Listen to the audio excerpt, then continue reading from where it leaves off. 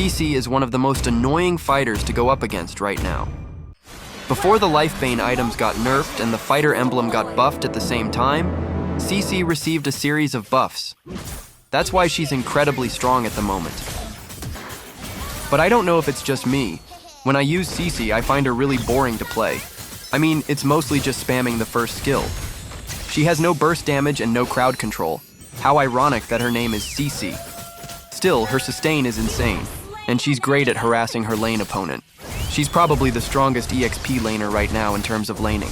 If you remember the peak of Esmeralda, Uranus, and X-Borg, that's kind of how I see CeCe right now. Crazy sustain and strong lane bullying. But just like them, she has no hard CC. CeCe might be weaker than those three because back in their prime, they were like gods. But at the moment, CeCe is the closest thing to them. I'm currently using her in the gold lane. Like I said, I get bored playing her, but I tried an item build that made me enjoy her more, Sky Piercer. In this match, the enemy had 3 tanks, and CeCe is one of the best heroes to deal with them. The problem is, she usually lacks enough damage and struggles to finish off tanky enemies. But with Sky Piercer, which makes up for her lack of a finisher and adds burst damage, it really complements her well. Of course, this is case by case. It probably worked well in that match because the enemies lacked burst damage. That meant I didn't need to build full defense items. Aside from Sky Piercer, I also built Hunter Strike for extra penetration, since the enemies were tanky, and the cooldown reduction and movement speed boost are huge help for her. And of course, War Axe and Brute Force Breastplate should never be left out of CeCe's item build. Those items are her heart and soul. They fit perfectly with her skill set and playstyle.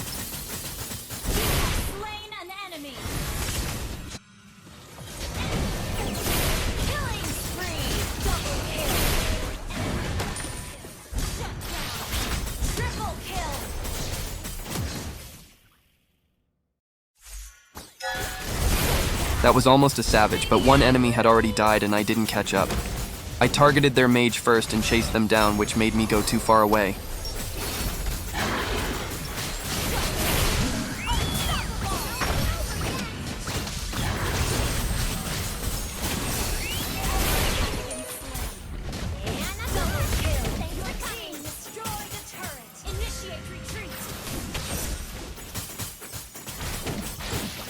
I got shut down here, but Rafaela was going to revive me anyway, so it was fine.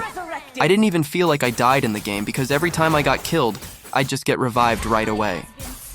All my teammates got wiped out at this part, but watch what happens next. It's not a perfect ending, but it's still so good.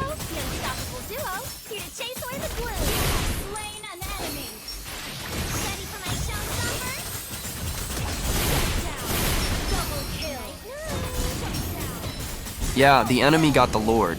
I mean, there's nothing I could do about that. I already did everything I could. I moved away from Jushin so my first skill could target the Lord, and I was already low on health. But Jushin got really lucky.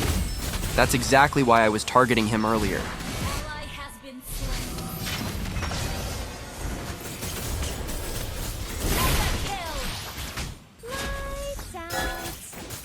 Sky Piercer is really high risk, high reward. If you can stack it, it's super strong. But if not, it feels like you just wasted gold and an item slot. It's also hard to tell when you should build it, especially if your hero doesn't really need it. Even if your team is ahead, you can't be sure you'll get stacks quickly after building it, since your teammates will also compete for kills.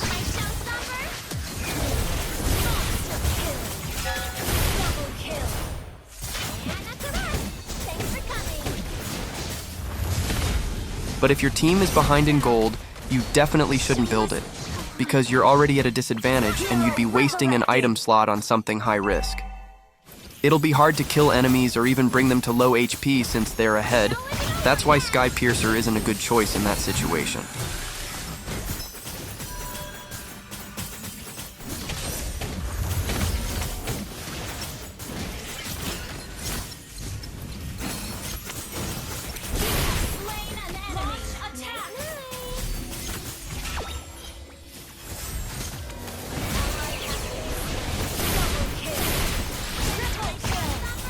I almost got a savage again here, but I didn't look for Hilda. I focused on winning, went to the mid lane to clear the minions and finished the game. So yeah, we won this game. And this is the first time I enjoyed playing CeCe because of that Sky Piercer. It's really satisfying when you get kills and stack up the Sky Piercer. But you also saw that CeCe is still super tanky, even with very high damage. Next game, I used her in the EXP lane where we usually see her. She's stronger there because of her HP-based damage, and the enemies were all short-range heroes, most likely aggressive too. They didn't even realize that CeCe was slowly killing them. This time, I was using my main account because earlier I was using my Smurf account, but both are already Mythical Glory. I just hope I can get both of them to Mythical Immortal.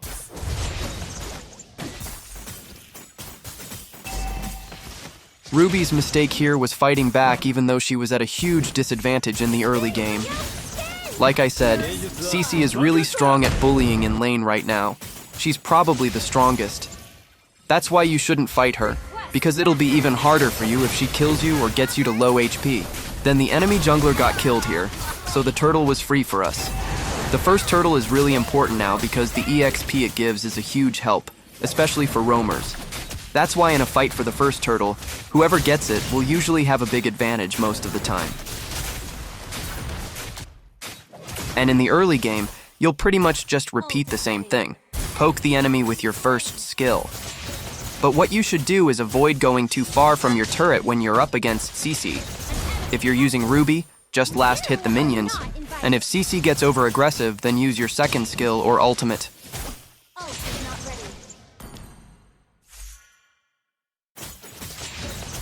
But you'll really have a hard time if the enemy CeCe is good, especially with decent teammates. It's surprising that she's not always banned or auto-picked. Maybe it's because she's considered boring to use? But if you want to rank up and are looking for an effective hero, CeCe is one of them, because no one can bully you in the EXP lane. You're the one who's supposed to bully your opponent.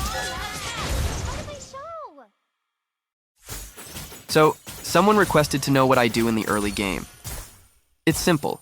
Figure out who has the advantage between you and your lane opponent early on. If I have the advantage, I play aggressively, but not too much, because if the enemy roams to my lane, I could be the one to die. If I'm using a late game hero and I'm at a disadvantage early, I play safe, usually hiding in a bush or staying near the turret, until I get the right items to fight back against the enemy.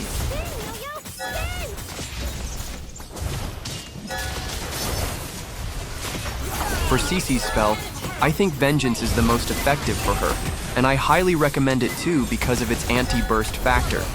You can return the damage they deal to you. Burst damage is CeCe's weakness. If you don't burst her down quickly, she can easily recover her HP through Spell Vamp. Sprint isn't as effective anymore since CeCe already has a passive for mobility, and most of her items give movement speed, like War Axe and Brute Force, as well as Hunter Strike if you opt for that build. Purify also isn't that beneficial because Tough Boots and Brute Force combined already help with crowd control. So, if we compare those three, Vengeance is definitely better in any situation.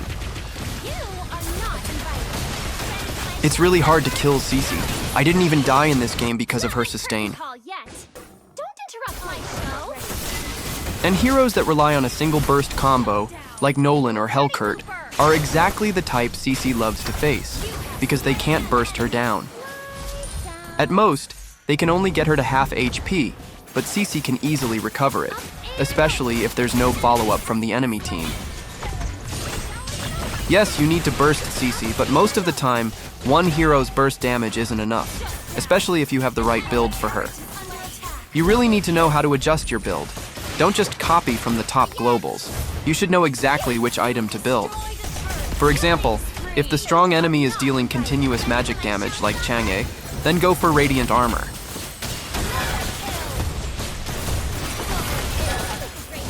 In this game, my first build was actually Dreadnought Armor, even before War Axe or Hunter Strike.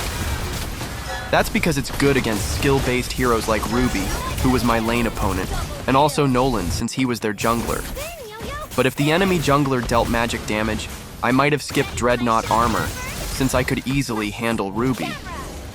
I just wanted to make sure I wouldn't get crushed early in the game, especially if Nolan roamed to my lane. That's why I played it safe and built Dreadnought Armor first.